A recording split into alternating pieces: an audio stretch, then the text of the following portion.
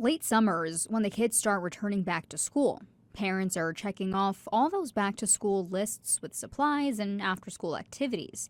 Something parents might not think of is back to school vaccinations. School is also a time when there's lots of social interaction. People who haven't been interacting with each other are now thrown together in sometimes poorly ventilated rooms, so they do exchange a lot of viruses. And with the seemingly constant change of recommendations when it comes to child immunizations, we spoke to a Pittsburgh-based infectious disease doctor who's also a senior scholar at the Johns Hopkins Center for Health Security. Dr. Amesh Adalja says he understands the uncertainty parents may have surrounding vaccines when it comes to new recommendations, but he notes, especially for children, they are a necessity.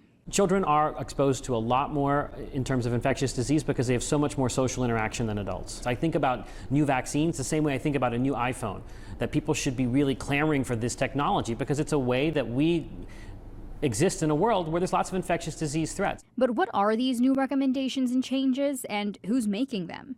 Well, you've heard of the Centers for Disease Control, or the CDC, but before them comes the Advisory Committee on Immunization Practices, or ACIP. They develop recommendations on how to use vaccines. Those recommendations become official CDC policy once adopted by the CDC's director.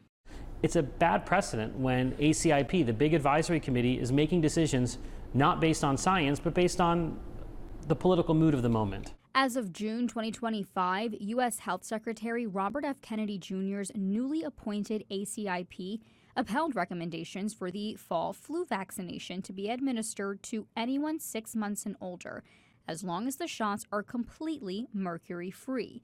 That term, mercury-free, is what's sparking debate after the committee introduced the new recommendation.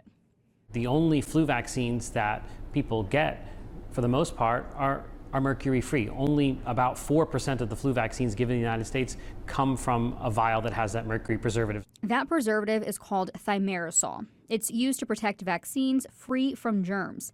Dr. Adalja says when you get a vaccine and more than one dose is taken from a single vial, thimerosal would be added. What it doesn't do is make the vaccine stronger. Thimerosal has been tested in dozens and dozens of studies, and there's been no linkage with any type of side effect, any type of neurodevelopmental behavior. And he says the type of mercury found in thimerosal doesn't accumulate in your body. But the flu vaccine isn't the only recommended vaccine kids should be up to date on before heading back to school. Here in Pennsylvania, children should be up to date on the following vaccines: Tdap, polio, MMR, hepatitis B, chickenpox, and additional doses of those vaccines throughout the years. Something we've heard more of lately is that MMR vaccine. That protects against measles, mumps, and rubella.